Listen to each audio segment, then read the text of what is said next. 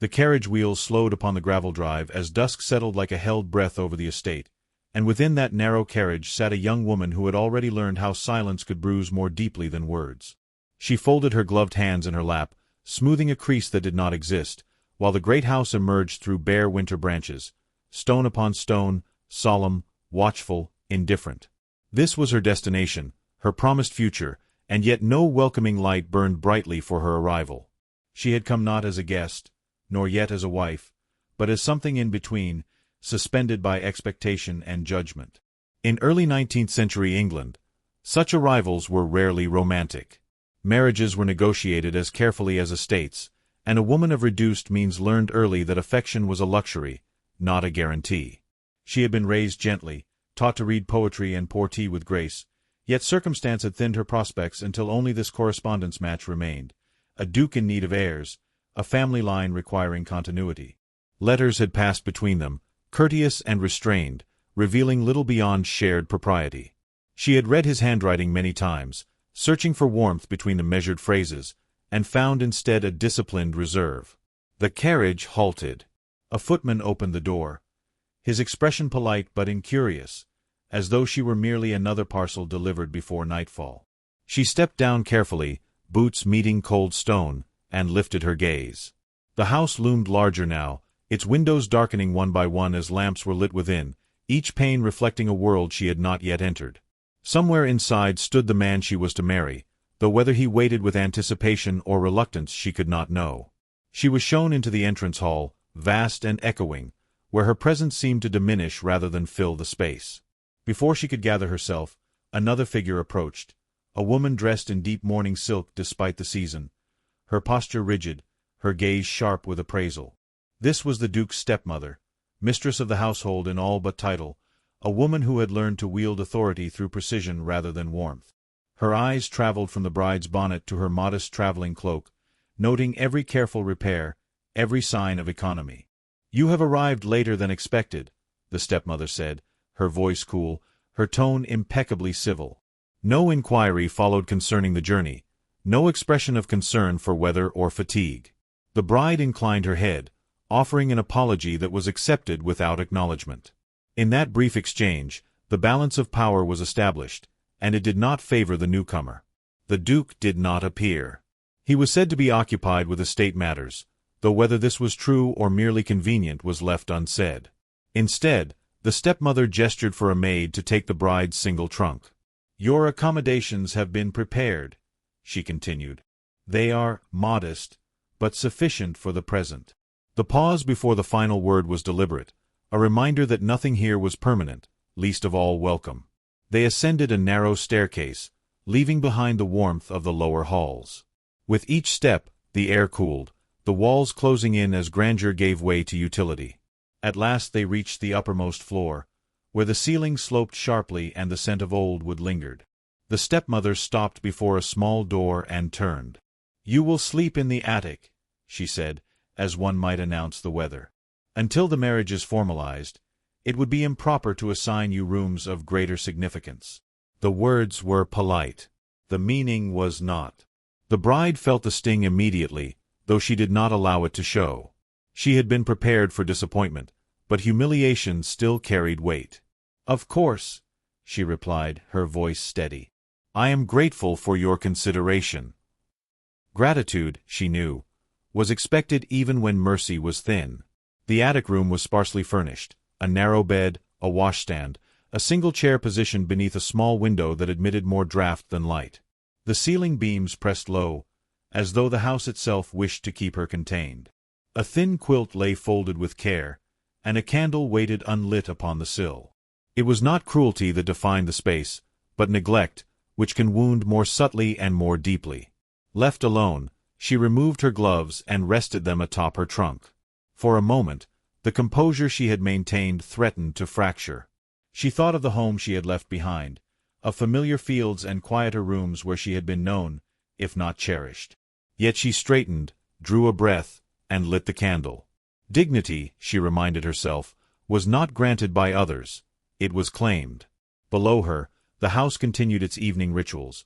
Doors closing, voices murmuring, the clink of porcelain carried faintly upward.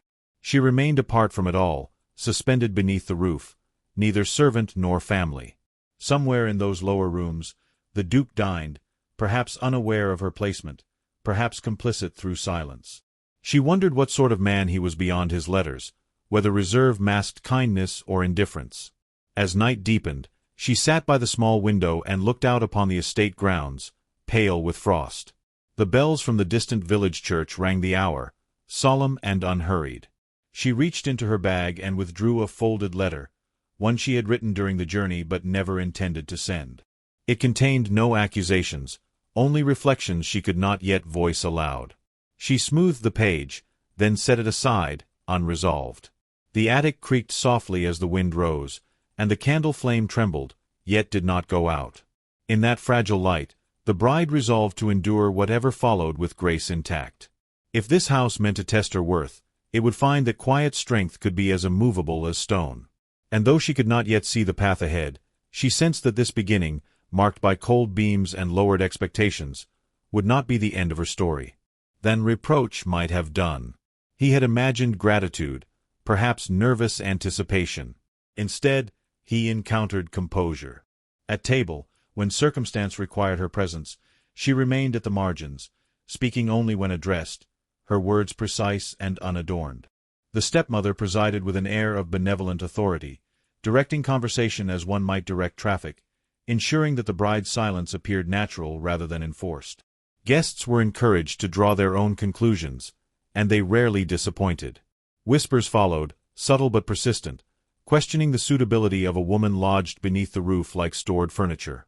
Winter visitors arrived as Christmas approached, relatives and acquaintances seeking both hospitality and assessment. The bride became an object of interest, examined not openly but through glances that lingered too long. She bore this scrutiny with a calm that seemed almost defiant in its patience.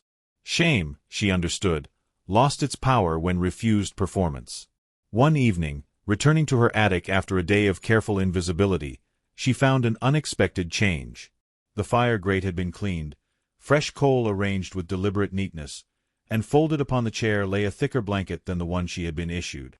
No note accompanied the offering. For a long moment, she stood motionless, as though any movement might dissolve the evidence of kindness. She touched the blanket, its weight substantial, its warmth promising. The gesture unsettled her more than the stepmother's coldness had done. Cruelty was familiar. Generosity demanded interpretation. She did not know whether to feel gratitude or caution, and so she chose silence, accepting the gift without comment, without inquiry. That night, as wind pressed against the eaves, she slept more soundly than she had since her arrival. The Duke lingered longer than necessary outside her door earlier that evening, listening to the quiet within, uncertain whether his anonymous provision had been noticed. He told himself it was merely practical, that no one should sleep without sufficient warmth, yet he did not extend the same concern to every chamber. Conscience, once stirred, rarely confined itself to reason. As days passed, other small allowances appeared. A book left deliberately upon a side table, its worn spine suggesting careful selection. A candle replaced before it burned too low. None were acknowledged, and yet each deepened an unspoken connection, a dialogue conducted through restraint rather than speech. The bride read the poetry by candlelight, finding in its measured lines a companionship that felt perilously close to hope. The stepmother sensed a shift she could not easily define. The household no longer regarded the bride as entirely inconsequential, and this subtle elevation disturbed the established order. She increased her vigilance, ensuring that propriety remained unquestioned, that distance was maintained. Her authority relied upon clear divisions, and ambiguity threatened her control. During a small gathering held to mark the season, the bride was placed deliberately at the far end of the drawing room, positioned where conversation would bypass her with ease. The Duke entered late, his expression composed, yet his gaze sought her almost immediately. When it found her, something unreadable passed between them, fleeting and dangerous. Later, as guests admired the decorations, he addressed her for the first time without witness. His words were formal, his tone restrained, yet the courtesy was unmistakable. "I trust you are tolerably settled," he said. The question was innocuous, yet beneath it lay an acknowledgment long deferred. "I am well enough, your grace," she replied, meeting his gaze without presumption. "I require very little." The truth of the statement unsettled him, for it suggested resilience beyond expectation. Their exchange was brief, interrupted by the stepmother's return, but its impact lingered. For the bride, it confirmed that she was not entirely unseen. For the Duke, it marked the first fracture in his careful detachment. Snow began to fall heavily that night, softening the estate's edges, obscuring paths and prospects alike. The house grew quieter as travel became impossible, its inhabitants confined to one another's company. In the attic, the bride watched flakes gather upon the window ledge, aware that isolation, once imposed, might soon take another form entirely. Confined by weather, the household turned inward, and tensions previously dispersed by movement were forced into closer quarters. The bride's presence, once peripheral, became unavoidable, and with it came renewed curiosity. Some guests softened in their judgment, others sharpened it, yet all seemed compelled to measure her bearing against the expectations they carried.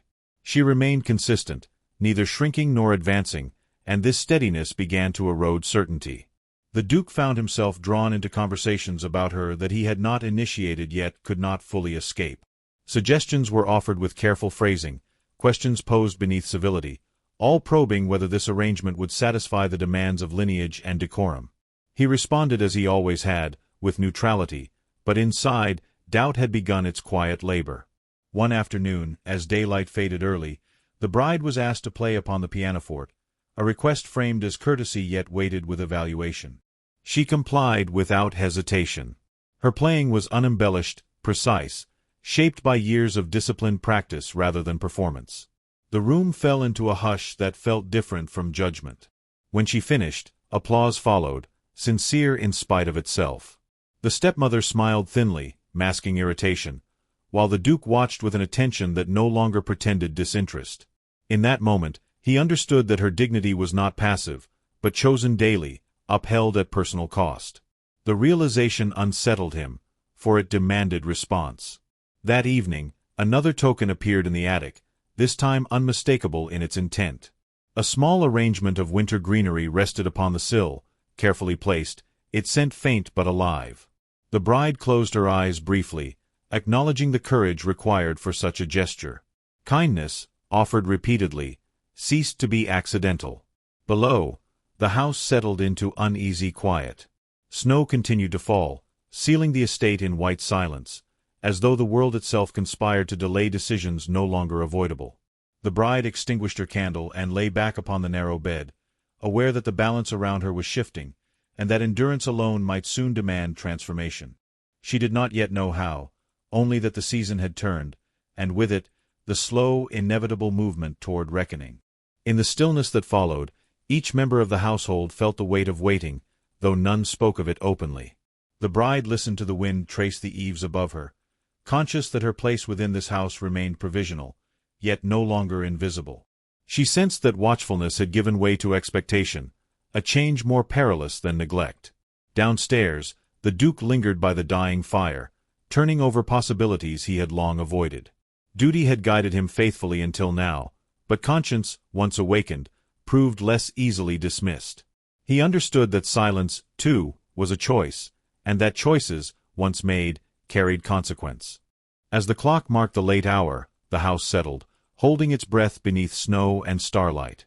In the attic, the bride clasped her hands together, not in prayer, but in resolve. Whatever the coming days required, she would meet them as she had met all others, with quiet courage and an unyielding claim to her own worth. Outside, the storm showed no sign of relenting, and within the house, no heart rested easily. Paths forward narrowed, decisions pressed closer, and the fragile order upheld by silence trembled. Beneath the roof, beneath expectation, something irreversible had begun, though its shape remained hidden, waiting for the night that would force truth into flame. No one yet knew whose courage would be tested first, or whose authority would finally fail when challenged. Utterly. Completely. The night arrived without ceremony, its darkness deepened by the unbroken snow that pressed the estate into a hush both unnatural and tense. Wind threaded itself through every seam of the house, rattling shutters, breathing against stone as though searching for entry. Sleep came poorly to most within those walls, yet the bride lay awake in the attic long before danger announced itself, alert to the subtle changes that accompany approaching calamity. It was the scent that reached her first, faint and unfamiliar, curling through the cold air beneath the eaves. Smoke did not belong to winter, nor to silence, and she rose at once, wrapping her shawl about her shoulders as she opened her door. The corridor beyond was dim, but the smell strengthened with each careful step. She did not hesitate, though no one had instructed her to act, and though she understood fully the risks of being seen where she was not expected. By the time she reached the stairwell, she could hear it. The crackle of flame, distant yet unmistakable, carried upward through the house like a warning whispered too late. She descended quickly now, gathering speed as she went, calling out to the first servant she encountered, her voice clear, commanding attention without panic. The servant stared, momentarily frozen, until urgency broke through confusion and motion followed. Fire had taken hold in the servant's wing, a careless ember finding purchase among dry timbers. Panic stirred there swiftly, but the bride's presence steadied it, her instructions concise, her manner unyielding. She guided hands toward water, doors toward safety, never once pausing to consider whether authority permitted her interference. In that moment, survival mattered more than station. The Duke arrived amid the commotion, coat hastily thrown on, his expression sharpened by alarm. He took in the scene at once, issuing orders with practiced calm, yet his attention caught upon an unexpected figure moving with purpose through smoke and shadow. Recognition startled him more than the fire itself. She met his gaze only briefly, long enough to ensure he understood, then turned back to the task at hand. Together, though not side by side, they worked until the flames were contained, smoke retreating reluctantly as order reasserted itself. When the last bucket was emptied and the danger subdued, exhaustion settled heavily upon those gathered. Servants dispersed quietly, murmuring gratitude, while the Duke remained standing, his eyes fixed upon the woman who had altered the course of the night. At his direction, the household withdrew, leaving only the crackle of cooling embers and the muted howl of the storm beyond the walls. He led her toward the nearest sitting room, its fire still burning low, casting long shadows across familiar furnishings now rendered strange by circumstance. She hesitated at the threshold, instinct urging retreat, but he gestured her inside with unmistakable intent. For a moment, neither spoke. Firelight revealed the strain in his features, the conflict held too long behind reserve. She remained composed, though her hands trembled faintly, the aftershock of action settling into her bones. Silence stretched, not uncomfortable, but waited with unspoken reckoning. "You should not have been awake," he said at last, his tone quiet, stripped of formality. It was not reproach, but wonder. Yet had you not been, the outcome might have been far worse. His gaze did not leave her face, as though seeking something he had failed to see before. "I could not ignore it," she replied simply. "It did not matter where I was meant to be." The words carried no accusation, only truth, and that honesty unsettled him more deeply than anger might have done. He stepped closer to the hearth, then turned back, visibly gathering resolve. "I owe you an apology," he said, the admission measured yet sincere. "Not only for this night, but for every silence that preceded it." His voice faltered, briefly, before regaining control. "I allowed comfort to excuse neglect, and propriety to disguise cowardice." She listened without interruption, her expression attentive but guarded. Confession, she knew, could be a prelude to change or merely a salve for conscience. "I did not come here expecting ease," she answered. "Only fairness." The distinction mattered, and he heard it clearly. The fire popped softly, sending sparks upward as if punctuating the moment. He regarded her then not as obligation nor arrangement, but as a woman who had acted without assurance of reward. "You have been treated unjustly," he said, the statement firm now. "And I have permitted it." His jaw tightened, resolve forming where indecision had long resided. She inclined her head, acknowledging his words without triumph. "I have endured worse than discomfort," she said.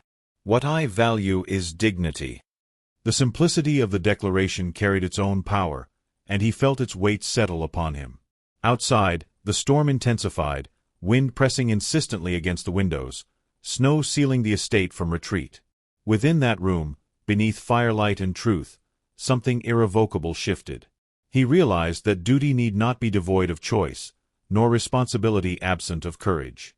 She, in turn, saw not a distant figure bound solely by title, but a man awakening to consequence. Footsteps sounded faintly in the corridor, a reminder that this privacy was temporary, that the world beyond this moment waited impatiently. He straightened, awareness returning alongside determination.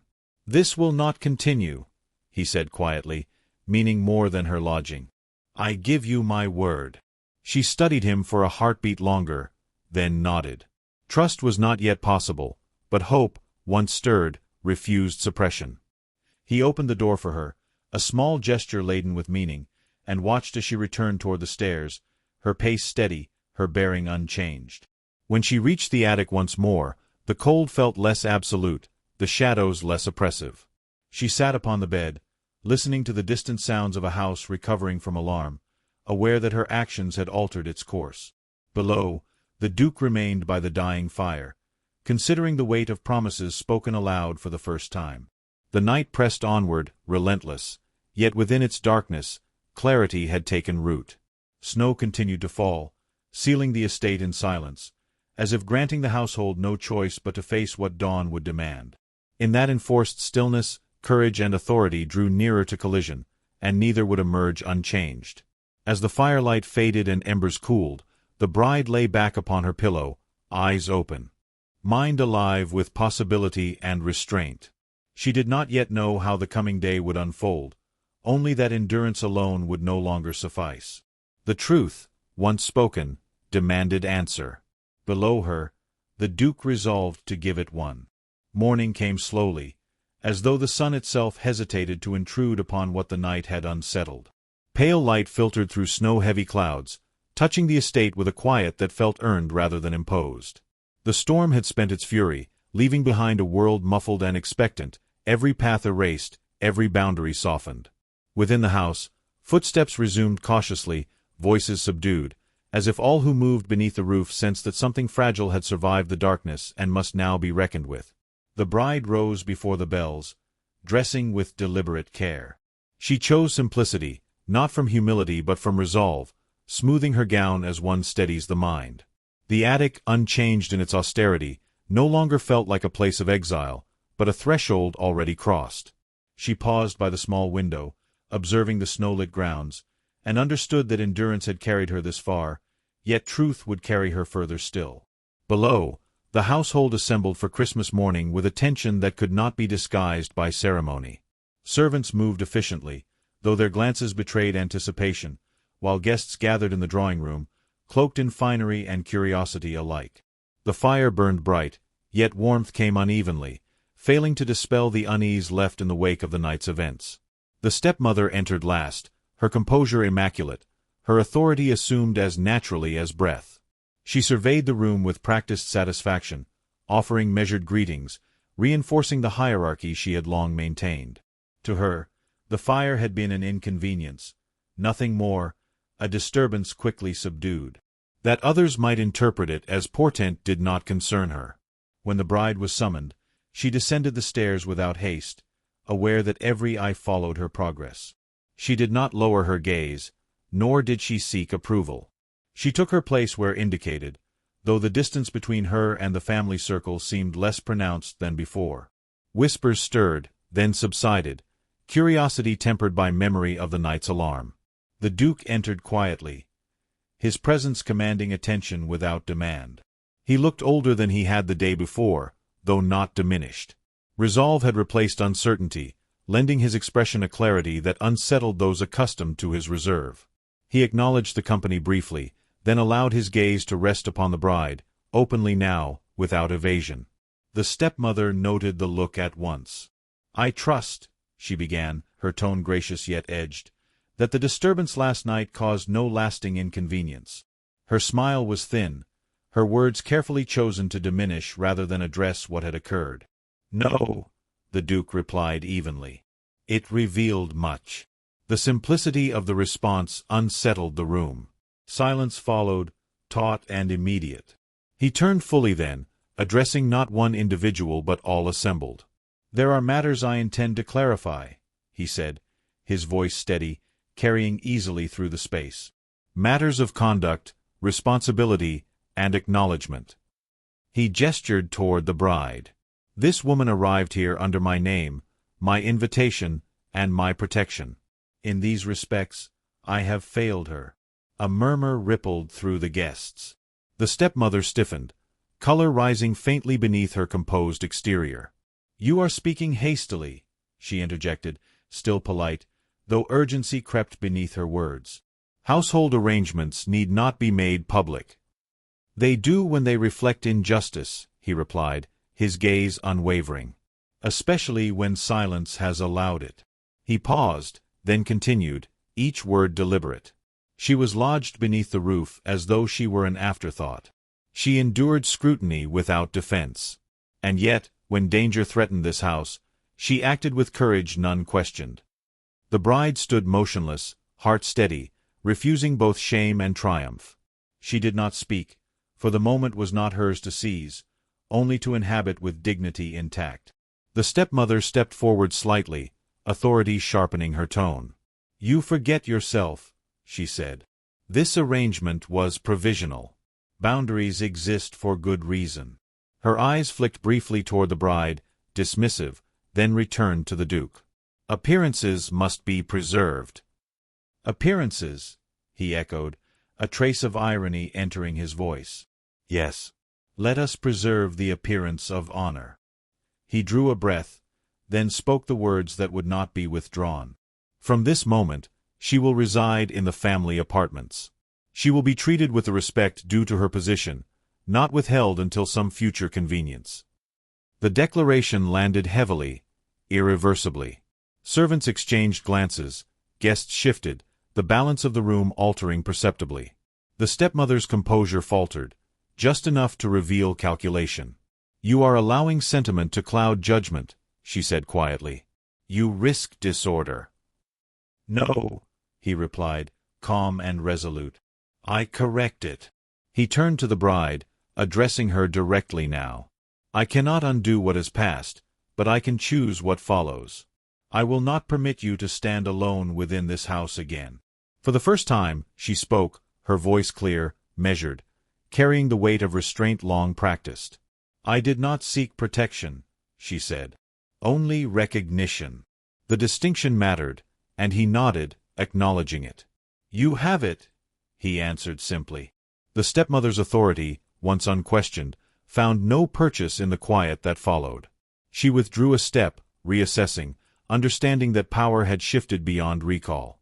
Pride stiffened her spine, yet she spoke no further, knowing when resistance would only expose defeat. The Duke extended his arm to the bride, a gesture restrained yet unmistakable in its meaning. After a brief pause, she accepted, her hand resting lightly upon his sleeve. Together, they moved from the room, not as spectacle, but as statement. The household watched, absorbing the transformation in silence. The family apartments were warmer, brighter, adorned not with excess but with intention. As she crossed the threshold, the bride felt neither triumph nor relief alone, but a quiet certainty that dignity, once reclaimed, altered the shape of the future. He released her arm and faced her fully, his expression open in a way it had never been before. "This house has long been governed by habit," he said. "Today, I intend it to be governed by conscience." His words were not grand, but they carried the weight of decision made and upheld. She regarded him steadily. "Conscience requires consistency," she replied, "not merely resolve." It was not challenge, but truth, and he accepted it as such. "I am prepared for that," he said, "if you will allow me." The humility of the request marked a departure from obligation toward partnership. Outside, bells rang faintly across the snowbound fields, signaling Christmas morning to a world unaware of the reckoning that had occurred within stone walls.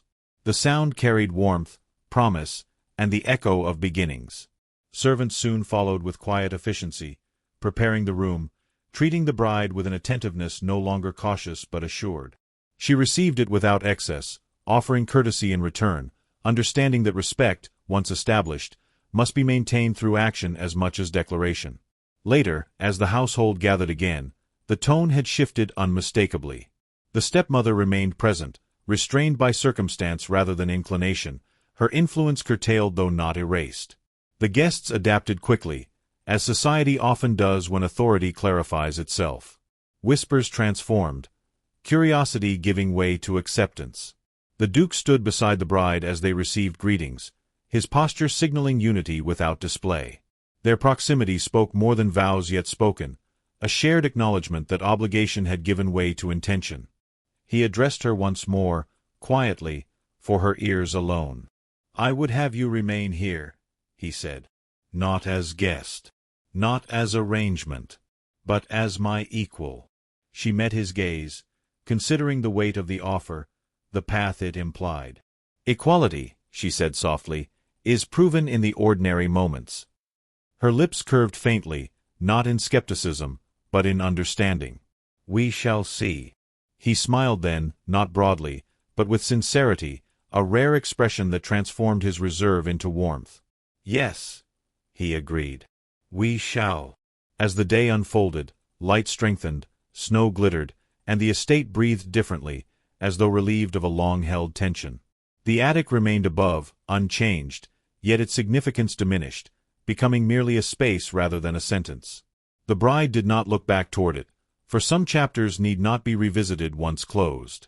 By evening, as candles were lit and the house settled into a gentler rhythm, the Duke and his bride stood together at the window, observing the quiet grounds. No declarations followed, no dramatic vows, only the shared understanding that something essential had been restored. Dignity had been defended. Choice had been exercised. Love, though still unspoken, had been given room to grow.